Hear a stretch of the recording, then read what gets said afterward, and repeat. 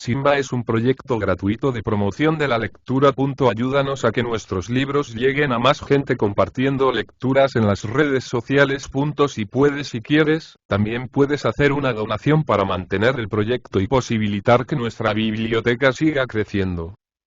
Cuento de Pascua. Rubén Darío. Cuento índice. Primero, una noche deliciosa en verdad, el rebelión en ese hotel lujoso y elegante, donde tanta belleza y fealdad cosmopolita se junta, en la competencia de las libras, los dólares, los rublos, los pesos y los francos.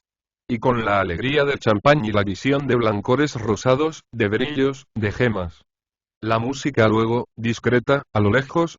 No recuerdo bien quién fue el que me condujo a aquel grupo de damas, donde florecían la yanqui, la italiana, la argentina, y mi asombro encantado ante aquella otra seductora y extraña mujer, que llevaba al cuello, por todo adorno, un estrecho galón rojo. Luego, un diplomático que lleva un nombre ilustre me presentó al joven alemán políglota, fino, de un admirable don de palabra, que iba, de belleza en belleza, diciendo las cosas agradables y ligeras que placen a las mundanas.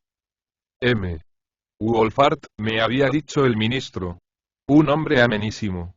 Conversé largo rato con el alemán, que se empeñó que hablásemos castellano y, por cierto, jamás he encontrado un extranjero de su nacionalidad que lo hablase tan bien.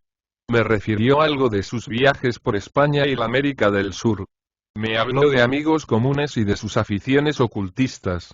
En Buenos Aires había tratado a un gran poeta y a mi antiguo compañero, en una oficina pública, el excelente amigo Patricio. En Madrid, al poco rato teníamos las más cordiales relaciones. En la atmósfera y elegancia del hotel llamó mi atención la señora que apareció un poco tarde, y cuyo aspecto evocaba en mí algo de regio y de elegante a la vez. Como yo hiciese notar a mi interlocutor mi admiración y mi entusiasmo, Wolfart me dijo por lo bajo, sonriendo de cierto modo. Fíjese usted. Una cabeza histórica. Una cabeza histórica. Me fijé bien. Aquella mujer tenía por el perfil, por el peinado, si no con la exageración de la época, muy semejante a las coifures a la Cleoptre, por el aire, por la manera y, sobre todo, después que me intrigara tanto un galón rojo que llevaba por único adorno en el cuello, tenía, digo, un parecido tan exacto con los retratos de la reina María Antonieta, que por largo rato permanecí contemplándola en silencio. En realidad, era una cabeza histórica, y tan histórica por la vecindad, a 2 pasos de allí, en la Plaza de la Concordia, sí, aquella cabeza que se peinara a la circasiana, a la Belle Poule, al casco inglés, al gorro de candor, a la que fue flambeau d'amour, a la chien couchant, a la Diane, a la tantas cosas más, aquella cabeza. Se sentó la dama a un extremo del hall, y la única persona con quien hablara fue Wolfart, y hablaron, según me pareció, en alemán. Los vinos habían puesto en mi imaginación su movimiento de brumas de oro, y alrededor de la figura de encanto y de misterio hice brotar un vuelo de suposiciones exquisitas. La orquesta, con las oportunidades de la casualidad, tocaba una pavana. Cabelleras empolvadas, moscas asesinas, trianones de realizados en sueños, galantería pomposa y libertinaje encintado de poesía, tantas imágenes adorables, tanta gracia sutil o pimentada, de página de memoria, de anécdotas, de correspondencia, de panfleto, me venían al recuerdo versos de los más lindos escritos con tales temas, versos de Montesquieu Fezensac, de Regnier, los preciosos poemas italianos de Lucini, y con la fantasía dispuesta, los cuentos milagrosos, las materializaciones estudiadas por los sabios de los libros arcanos, las posibilidades de la ciencia, que no son sino las concesiones a un enigma cada día más hondo. A pesar de todo, la fácil excitabilidad de mi cerebro estuvo pronto en acción. Y, cuando después de salir de mis cogitaciones, pregunté al alemán el nombre de aquella dama, y él me embrolló la respuesta, repitiendo tan solo lo de lo histórico de la cabeza, no quedé ciertamente satisfecho. No creí correcto insistir. Pero, como siguiendo en la charla yo felicitase a mi flamante amigo por haber en Alemania tan admirables ejemplares de hermosura, me dijo vagamente. No es de Alemania, es de Austria. Era una belleza austríaca, y yo buscaba la distinta semejanza de detalle con los retratos de Kucharski, de Riotti, de Boizont, y hasta con las figuras de cera de los sótanos del Museo Grebin. Y es temprano aún, me dijo Wolfart, al dejarle en la puerta del hotel en que habitaba. Pase usted un momento, charlaremos algo más antes de mi partida. Mañana me voy de París, y quién sabe cuándo nos volveremos a encontrar. Entre usted. Tomaremos, a la inglesa, un whisky and soda y le mostraré algo interesante. Subimos a su cuarto por el ascensor. Un valet nos hizo llevar el bebedizo británico, y el alemán sacó un cartapacio lleno de viejos papeles. Había allí un retrato antiguo, grabado en madera. He aquí, me dijo, el retrato de un antecesor mío, Theobald Wolfart, profesor de la Universidad de Heidelberg. Este abuelo mío fue posiblemente un poco brujo, pero de cierto, bastante sabio. Rehizo la obra de Julius Obsequens sobre los prodigios, impresa por Aldo Manucio, y publicó un libro famoso, el Prodigiorum Acostentorum Chronicon, un infolio editado en Basilea, en 1557. Mi antepasado no lo publicó con su nombre, sino bajo el seudónimo de Conrad Licosthenes. Theobald Wolfart era un filósofo sano de corazón, que, a mi entender, practicaba la magia blanca. Su tiempo fue terrible, lleno de crímenes y desastres. Aquel moralista empleó la revelación para combatir las crueldades y perfidias, y expuso a las gentes, con ejemplos extraordinarios, cómo se manifiestan las amenazas de lo invisible por medio de signos de espanto y de incomprensibles fenómenos. Un ejemplo será la aparición del cometa de 1557, que no duró sino un cuarto de hora, y que anunció sucesos terribles. Signos en el cielo, desgracias en la tierra. Mi abuelo habla de ese cometa que él vio en su infancia y que era enorme, de un color sangriento, que en su extremidad se tornaba del color del azafrán.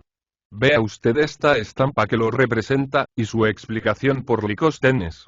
Vea usted los prodigios que vieron sus ojos. Arriba hay un brazo armado de una colosal espada amenazante, 3 estrellas brillan en la extremidad, pero la que está en la punta es la mayor y más resplandeciente. A los lados hay espadas y puñales, todo entre un círculo de nubes, y entre esas armas hay unas cuantas cabezas de hombres. Más tarde escribía sobre tales fantásticas maravillas Simon Goulart, refiriéndose al cometa. Le regard dice Donatelle frayeura plusieurs quaucunsen moururent, autres tomberen malades. Y Petrus Greuserus, discípulo de Lichtenberg el astrólogo, dice un autor, que, habiendo sometido el fenómeno terrible a las reglas de su arte, sacó las consecuencias naturales, y tales fueron los pronósticos, que los espíritus más juiciosos padecieron perturbación durante más de medio siglo. Si Licosthenes señala los desastres de Hungría y de Roma, Simon Goulart habla de las terribles asolaciones de los turcos en tierra húngara, el hambre en Suabia, Lombardía y Venecia, la guerra en Suiza, el sitio de Viena de Austria, sequía en Inglaterra, desborde del océano en Holanda y Zelanda y un terremoto que duró 8 días en Portugal. Licosthenes sabía muchas cosas maravillosas. Los peregrinos que retornaban de Oriente contaban visiones celestes. No se vio en 1480 un cometa en Arabia, de apariencia amenazante y con los atributos del tiempo y de la muerte. A los fatales presagios sucedieron las devastaciones de Corintia, la guerra en Polonia. Se aliaron Ladislao y Matías el Uniada. Vea usted este rasgo de un comentador: las nubes tienen sus flotas como el aire sus ejércitos. Pero Licosthenes, que vivía en el centro de Alemania, no se asienta sobre tal hecho. Dice que en el año 114 de nuestra era, simulacros de navíos se vieron entre las nubes. San Agobardo, obispo del Lyon, está más informado. Él sabe a maravilla a qué región fantástica se dirigen esas ligeras naves. Van al país de Magonia, y solo por reserva el santo prelado no dice su itinerario. Esos barcos iban dirigidos por los hechiceros llamados Tempestarii. Mucho más podría referirle, pero vamos a lo principal. Mi antecesor llegó a descubrir que el cielo y toda la atmósfera que nos envuelve están siempre llenos de esas visiones misteriosas, y con ayuda de su amigo alquimista llegó a fabricar un elixir que permite percibir de ordinario lo que únicamente por excepción se presenta a la mirada de los hombres. Yo he encontrado ese secreto, concluyó Wolfart, y aquí, agregó sonriendo, tiene usted el milagro en estas pastillas comprimidas. ¿Un poquito más de whisky? No había duda de que el alemán era hombre de buen humor y aficionado, no solamente al alcohol inglés, sino a todos los paraísos artificiales. Así, me parecía ver en la caja de pastillas que me mostraba, algún compuesto de opio o de cáñamo indiano. Gracias, le dije, no he probado nunca, ni quiero probar el influjo de la droga sagrada. Ni hachís, ni el veneno de Kinsey, ni una cosa ni otra. Es algo vigorizante, admirable hasta para los menos nerviosos. Ante la insistencia y con el último sorbo de whisky, tomé la pastilla, y me despedí. Ya en la calle, aunque hacía frío, noté que circulaba por mis venas un calor agradable. Y olvidando la pastilla, pensé en el efecto de las repetidas libaciones. Al llegar a la Plaza de la Concordia, por el lado de los Campos Elíseos, noté que no lejos de mí caminaba una mujer. Me acerqué un tanto a ella y me asombré al verla a aquellas horas, a pie y soberbiamente trajeada, sobre todo cuando a la luz de un reverbero vi su gran hermosura y reconocí en ella a la dama cuyo aspecto me intrigase en el Rebellion. La que tenía por todo adorno en el cuello blanquísimo un fino galón rojo, rojo como una herida. Oí un lejano reloj dar unas horas. Oí la trompa de un automóvil. Me sentía como poseído de extraña embriaguez. Y, apartando de mí toda idea de suceso sobrenatural, avancé hacia la dama que había pasado ya el obelisco y se dirigía del lado de las Tullerías. Madame, le dije, Madame, había comenzado a caer como una vaga bruma, llena de humedad y de frío, y el fulgor de las luces de la plaza aparecía como diluido y fantasmal. La dama me miró al llegar a un punto de la plaza. De pronto, me apareció como el escenario de un cinematógrafo. Había como apariencias de muchas gentes en un ambiente como el de los sueños, y yo no sabría decir la manera con que me sentí como en una existencia a un propio tiempo real y cerebral. Alcé los ojos y vi en el fondo opaco del cielo las mismas figuras que en la estampa del libro de Licóstenes, el brazo enorme, la espada enorme, rodeados de cabezas. La dama, que me había mirado, tenía un aspecto tristemente fatídico, y, cual por la obra de un ensalmo, había cambiado de vestiduras, y estaba con una especie de fichu cuyas largas puntas le caían por delante. En su cabeza ya no había el peinado a la Cleópatra, sino una pobre cofia bajo cuyos bordes se veían los cabellos emblanquecidos. Y luego, cuando iba a acercarme más, percibí a un lado como una carreta, y unas desdibujadas figuras de hombres con tricornios y espadas y otras con picas. A otro lado un hombre a caballo, y luego una especie de tablado, oh, Dios, naturalmente. He aquí la reproducción de lo ya visto, en mí hay reflexión aún en este instante. Sí, pero siento que lo invisible, entonces visible, me rodea. Sí, es la guillotina. Y, tal en las pesadillas, como si sucediese, veo desarrollarse. He hablado ya de cinematógrafo.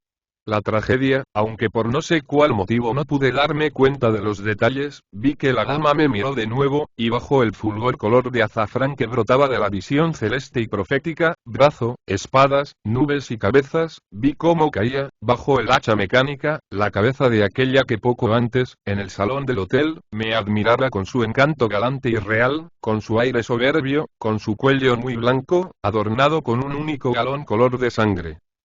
¿Y cuánto tiempo duró aquel misterioso espectáculo? No lo sabría decir, puesto que ello fue bajo el imperio desconocido en que la ciencia anda a tientas. El tiempo en que el ensueño no existe, y 1000 años, según observaciones experimentales, pueden pasar en un segundo. Todo aquello había desaparecido, y, dándome cuenta del lugar en donde me encontraba, avancé siempre hacia el lado de las Tullerías. Avancé y me vi entre el jardín, y no dejé de pensar rapidísimamente cómo era que las puertas estaban aún abiertas. Siempre bajo la bruma pálida de aquellas nocturnas horas, seguí adelante. Saldré, me dije, por la primera puerta del lado de la calle Rivoli, que quizás esté también abierta. ¿Cómo no ha de estar abierta? Pero ¿era o no era aquel jardín el de las Tullerías? Árboles, árboles de obscuros ramajes en medio del invierno. Tropecé al dar un paso con algo semejante a una piedra, y me llené, en medio de mi casi inconsciencia, de una sorpresa pavorosa, cuando escuché un ay. Semejante a una queja, parecido a una palabra entrecortada y ahogada. Una voz que salía de aquello que mi pie había herido, y que era, no una piedra, sino una cabeza. Y alzando hacia el cielo la mirada vi la faz de la luna en el lugar en que antes la espada formidable, y allí estaban las cabezas de la estampa de Licóstenes. Y aquel jardín, que se extendía vasto cual una selva, me llenó del encanto grave que había en su recinto de prodigio. Y a través de velos de ahumado oro refulgía tristemente en lo alto la cabeza de la luna. Después me sentí como en una certeza de poema y de libro santo, y, como por un motivo incoherente, resonaban en la caja de mi cerebro las palabras: última hora. Trípoli. La toma de Pekín. Leídas en los diarios del día, conforme con mis anhelos de lo divino, experimentando una inexpresable angustia, pensé: oh, Dios. Oh, Señor. Padre nuestro. Volví la vista y vi a un lado, en una claridad dulce y dorada, una forma de lira, y sobre la lira una cabeza igual a la del Orfeo de Gustave Moreau, del Luxemburgo. La faz expresaba pesadumbre, y alrededor había como un movimiento de seres, de los que se llaman animados porque almas se manifiestan por el movimiento, y de los que se llaman inanimados porque su movimiento es íntimo y latente. Y oí que decía, según me ayuda mi recuerdo, aquella cabeza: vendrá el día de la concordia, y la lira será entonces consagrada en la pacificación. Y cerca de la cabeza de Orfeo vi una rosa milagrosa, y una hierba marina, y que iba avanzando hacia ellas una tortuga de oro. Pero oí un gran grito al otro lado. Y el grito, como el de un coro, de muchas voces. Y a la luz que os he dicho, vi que quien gritaba era un árbol, uno de los árboles coposos, lleno de cabezas por frutos, y pensé que era el árbol de que habla el libro sagrado de los musulmanes. Oí palabras en loor de la grandeza y omnipotencia de Alá. Y bajo el árbol había sangre. Haciendo un esfuerzo, quise ya no avanzar, sino retroceder a la salida del jardín, y vi que por todas partes salían murmullos, voces, palabras de innumerables cabezas que se destacaban en la sombra como aureoladas, o que surgían entre los troncos de los árboles. Como acontece en los instantes dolorosos de algunas pesadillas, pensé que todo lo que me pasaba era un sueño, para disminuir un tanto mi pavor. Y en tanto, pude reconocer una temerosa y abominable cabeza asida por la mano blanca de un héroe, asida de su movible infernal toisón de serpientes. La tantas veces maldecida cabeza de Medusa. Y de un brazo, como de carne de oro de mujer, pendía otra cabeza, una cabeza con barba ensortijada y oscura, y era la cabeza del guerrero Holofernes. Y la cabeza de Juan el Bautista. Y luego, como viva, de una vida singular, la cabeza del apóstol que en Roma hiciera brotar el agua de la tierra. Y otra cabeza que Rodrigo Díaz de Vivar arrojó, en la cena de la venganza, sobre la mesa de su padre. Y otras que eran la del rey Carlos de Inglaterra y la de la reina María Estuardo, y las cabezas aumentaban, en grupos, en amontonamientos macabros, y por el espacio pasaban relentes de sangre y de sepulcro. Y eran las cabezas hirsutas de los 2000 halconeros de Ayaceto, y las de las odaliscas degolladas en los palacios de los reyes y potentados asiáticos, y las de los innumerables decapitados por su fe, por el odio, por la ley de los hombres, las de los decapitados de las hordas bárbaras, de las prisiones y de las torres reales, las de los Gengis Khanes, Abdulhámides y Beancines. Dije para mí: oh, mal triunfante. Siempre seguirás sobre la faz de la tierra. Y tú, París, cabeza del mundo, serás también cortada con hacha, arrancada de tu cuerpo inmenso. Cual si hubiesen sido escuchadas mis interiores palabras, de un grupo en que se veía la cabeza de Luis XVI, la cabeza de la princesa de Lamballe, cabezas de nobles y cabezas de revolucionarios, cabezas de santos y cabezas de asesinos. Avanzó una figura episcopal que llevaba en sus manos su cabeza, y la cabeza del mártir Dionisio, el de las Galías, exclamó: en verdad os digo, que Cristo ha de resucitar. Y al lado del apostólico decapitado vi a la dama del hall del hotel, a la dama austríaca con el cuello desnudo, pero en el cual se veía como un galón rojo, una herida purpúrea, y María Antonieta, dijo: Cristo ha de resucitar. Y la cabeza de Orfeo, la cabeza de Medusa, la cabeza de Holofernes, la cabeza de Juan y la de Pablo, el árbol de cabezas, el bosque de cabezas, la muchedumbre fabulosa de cabezas, en el hondo grito, clamó: Cristo ha de resucitar. Cristo ha de resucitar. Nunca es bueno dormir inmediatamente después de comer, concluyó mi buen amigo el doctor. Puh.